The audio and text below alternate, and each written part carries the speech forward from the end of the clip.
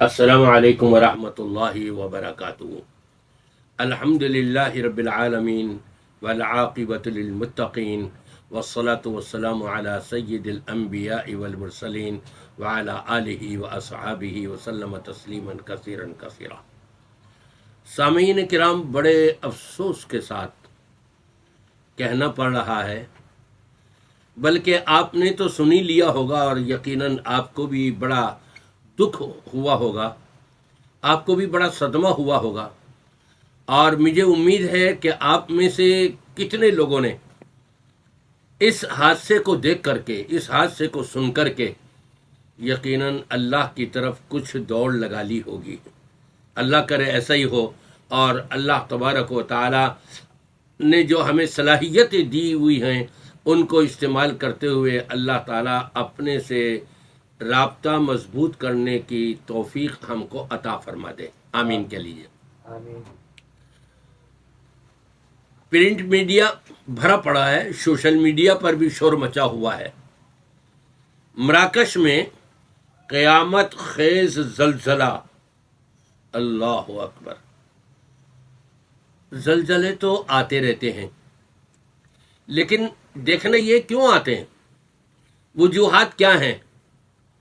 کوئی سائنسی ٹیکنالوجی کے حساب سے کچھ بتائے گا، کوئی کچھ بتائے گا، کوئی کچھ کہے گا، لیکن آپ کو یہ معلوم ہونا چاہیے درخت کا ایک پتا بھی اپنی جگہ سے ٹوٹ کے نیچے نہیں گرتا جب تک اللہ کا حکم نہ ہو۔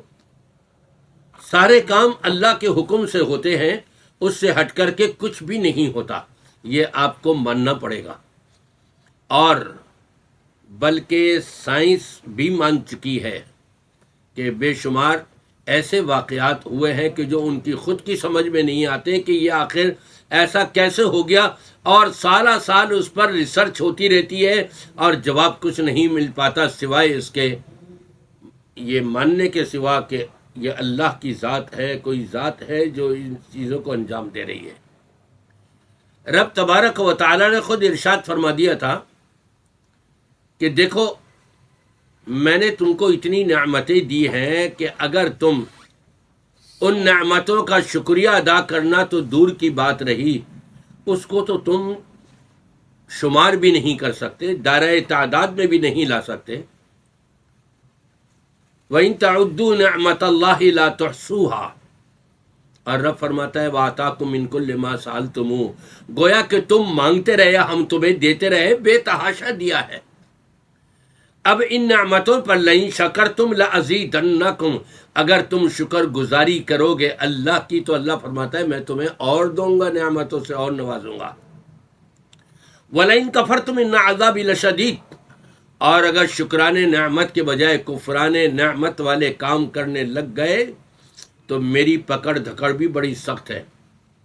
اور اسی لیے رب العالمین نے فرما دیا وَلَنُذِيقَنَّهُم مِّنَ الْعَذَابِ الْأَدْنَىٰ دُونَ الْعَذَابِ الْأَكْبَرِ، یہ چھوٹے چھوٹے عذاب ہم ان کو کرتے رہیں گے۔ یہی تو زلزلے جو آ رہے ہیں، کبھی پاکستان میں، کبھی فلاں جگہ، کبھی فلاں جگہ، کبھی فلاں جگہ، یہ کیوں آ رہے ہیں؟ جھنجھوڑنے کے لیے، ہمیں آگاہ کرنے کے لیے۔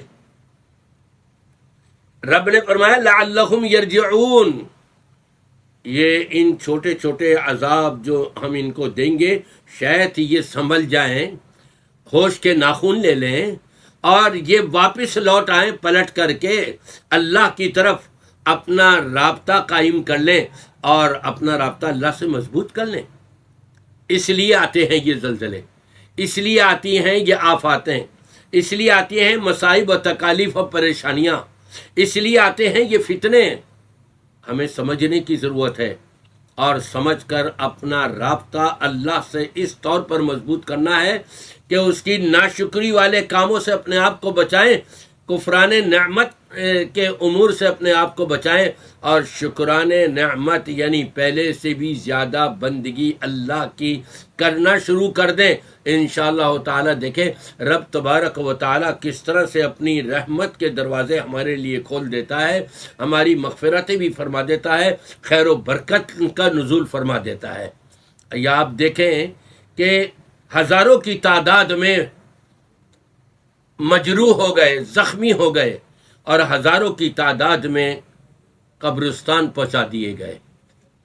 کل ایسا نہ ہو کہ اللہ نہ کرے پاکستان میں پھر فلاں جگہ اور پھر فلاں جگہ، کیا ہی اچھا ہو کہ ہم سب اللہ کی طرف لو لگا لیں، اپنا رابطہ قائم کر لیں، تاکہ ان عذابوں سے اور ان جھٹکوں سے اور ان زلزلوں سے ہماری حفاظت ہو جائے۔